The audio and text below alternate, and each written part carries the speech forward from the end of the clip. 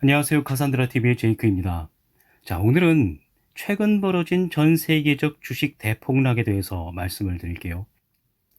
들어가기 전에 잠시 콘텐츠 생산 과정에 대해서 이야기를 좀 하겠습니다. 카산드라 TV는 기본적으로 제 페이스북 계정에서 한번 다룬 내용을 출연해서 심도 깊게 다룹니다. 네, 저의 페이스북 계정에서는 본문글도 본문글이지만 제가 댓글 올리는 답변들이 실제 엑기스라고 보시면 됩니다. 그리고 앞으로 유튜브 채널 카산드라 TV에서 그 댓글 답변을 확장시킨 컨텐츠를 주로 다룰 생각입니다.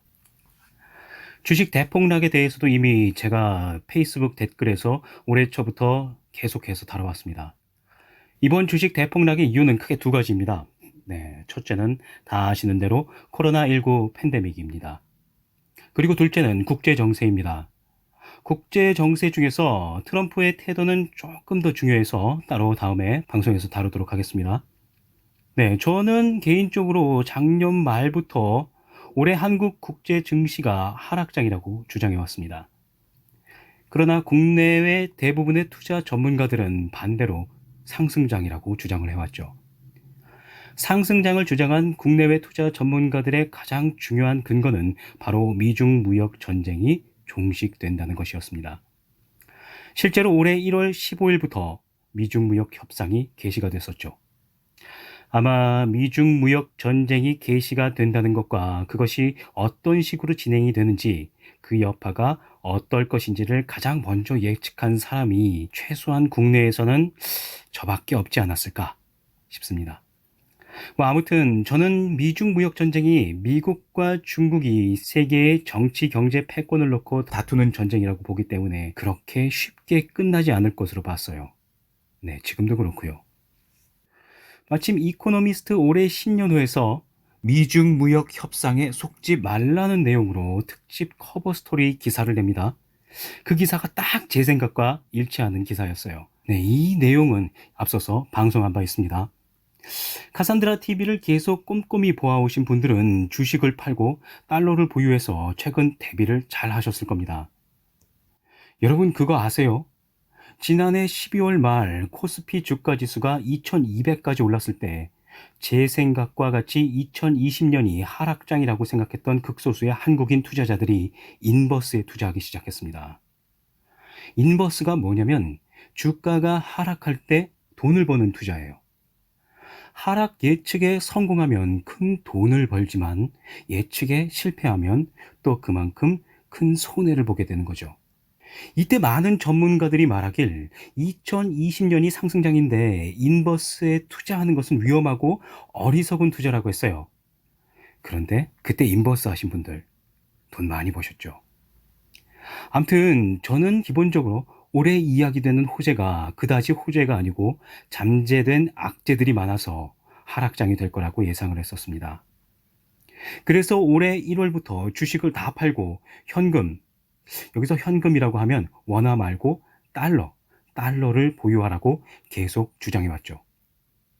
그런데 솔직히 이처럼 코스피가 1700선이 무너지는 것은 사실 저도 예상을 하지 못했습니다.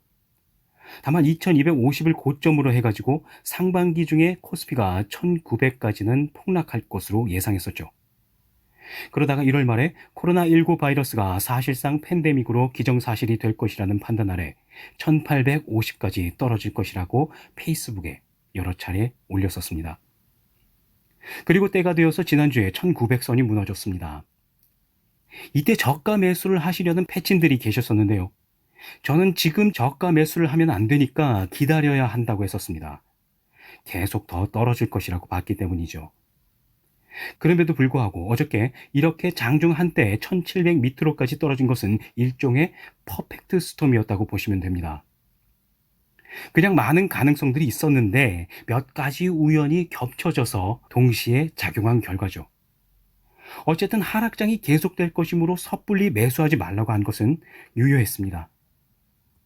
그럼 지금까지 잠재해온 전문가들이 보지 못했거나 경시했던 악재들, 그리고 앞으로 작동할 악재들을 살펴보겠습니다. 자, 지금부터 이야기할 이것들은 제가 전망했던 것들의 근거이기도 합니다. 첫째, 악재 중의 악재는 확장적 통화정책 여력이 거의 동이 났다는 겁니다. 1월에 방송한 카산드라 TV에서 이미 한번 다룬 내용인데요. 글로벌 금융위기 이후 전 세계적으로 손쉽게 위기를 극복하려고 함부로 저금리, 특히 유럽 여러 나라들과 일본이 양적 완화 내지 마이너스 금리 정책을 사용해서 확장 통화 정책을 써왔습니다. 이러다 보니 경기 하강 국면 때 증시 하락장에서 쓸 통화 정책 여력이 거의 없어진 거죠. 이런 일들 때문에 신자유주의 경제학에서는 함부로 통화를 늘리지 말라고 합니다. 신자유주의 경제학에서는 경제 성장률에 비례해서 일정하고 준칙적으로 통화를 공급하는 것이 옳다고 보고 있죠. 다만 글로벌 금융위기나 대공황 또는 지금과 같은 코로나19 팬데믹 같은 경우 일시적으로 통화를 확장 공급해야 할 필요성은 인정은 하고 있습니다. 저도 신자유주의자로서 페북에서 일본과 유럽의 확장적 통화 정책을 여러 차례 우려했었고요. 작년에도 트럼프가 2020년 대선 승기를 목적으로 금리를 낮춰서 인위적인 호황 국면을 만들려는 소위 트럼프 풋을 여러 차례 우려해왔습니다. 둘째, 경기 선행 지수의 하락입니다. 경기 선행 지수는 6에서 9개월 뒤 경기 상황을 예측하는 지표인데요. 100 이하면 하락, 100 이상이면 상승인데 국제 경기 선행 지수가 2018년 하반기부터 100 이하로 추락해서 최근까지 계속 하락 중입니다. 이러면 2020년 거의 내내 경기가 나쁘다고 봐야 되는 겁니다. 물론 최근에 미중 무역 협상에 대한 기대감 때문에 심리적 요인 측면에서만 반등을 보였지만 여전히 100 이하고요. 그 미중 무역 협상은 기대할 것이 못 된다고 제가 앞서서 말씀드렸었습니다. 2018년 하반기부터 글로벌 경기가 호경기 꼭지점을 찍고 하강 국면에 들어선다는 점은 DHL의 세계 물류 빅데이터 상으로도 그렇게 나옵니다. 저는 2018년 7월에 금에 투자를 개시할 시점이라고 그 전부터 주장을 해왔습니다. 그리고 환율도 2019년 6월부터 1200을 넘을 것이니 달러에 투자하라고 했었죠. 그 말을 했던 것이 2017년 말 그리고 2018년 초였습니다. 셋째, 확장적 통화 정책과 연결된 것인데요. 역시 이것 또한 카산드라 TV 방송에서 한번 다룬 내용입니다. 유럽에서 확장적 통화 정책을 너무 심하게 해온 결과 부동산 거품이 엄청나게 커졌다라는 것입니다.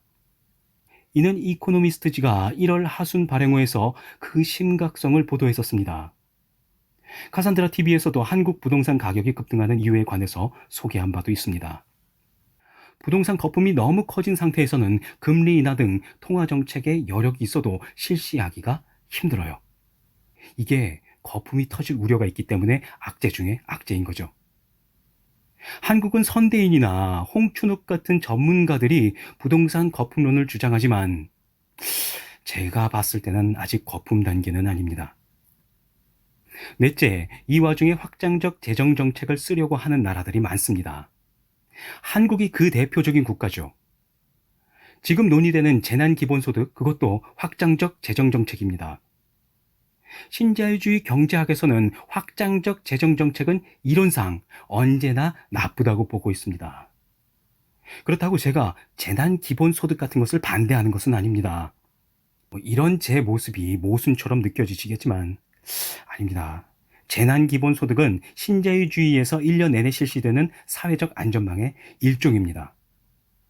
그러나 그런 사회적 안전망에 지출하는 만큼 다른 부분에서 재정을 줄여야 한다는 건데, 그런데 많은 좌파 국가들한테 이렇게 재정을 줄여서 아낀 돈으로 사회적 안전망, 재난기본소득을 지급한다는 개념 자체가 없다는 데 문제가 있습니다.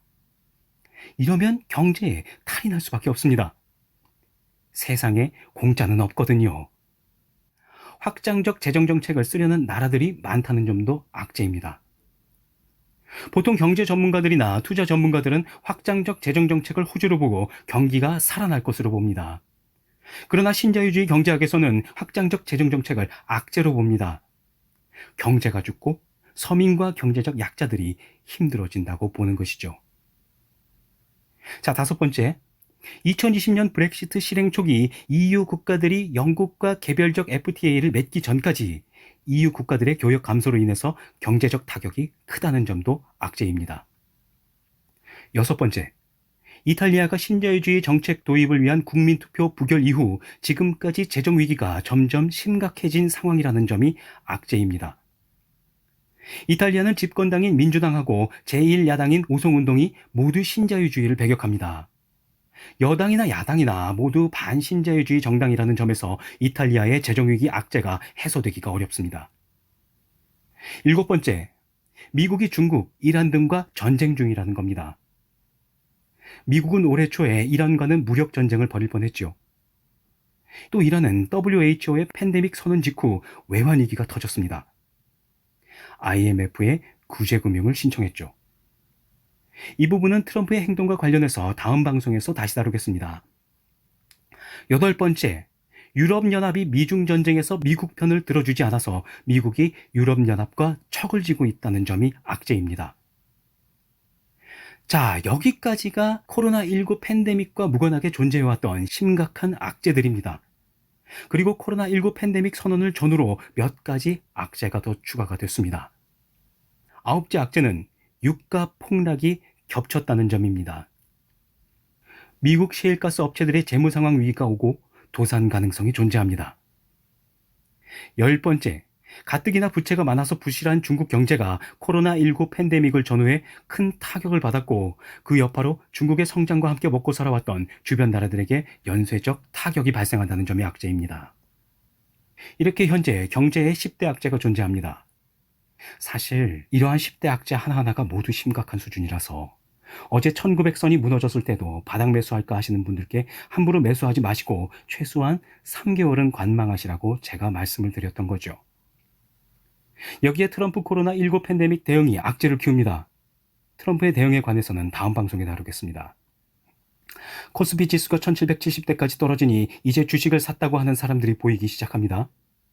그런데 이게 옳은 투자인지 아닌지는 아직은 알 수가 없습니다. 즉, 지금이 바닥인지 아닌지 알 수가 없다는 말입니다. 그렇지만 만약에 투자한 돈이 빌린 돈이 아니라면 크게 잘못된 투자는 아니라고 생각을 합니다.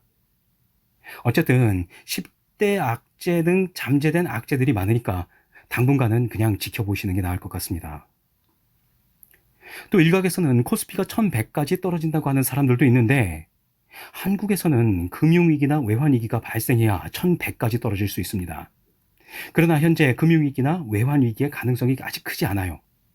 그래서 현재로서는 코스피가 1100까지 떨어지진 않을 거라고 생각을 합니다. 자, 오늘의 영상은 여기까지입니다. 오늘의 영상이 도움이 되셨다면 구독과 좋아요를 눌러주시고 이 영상을 많은 곳에 공유해 주십시오. 감사합니다.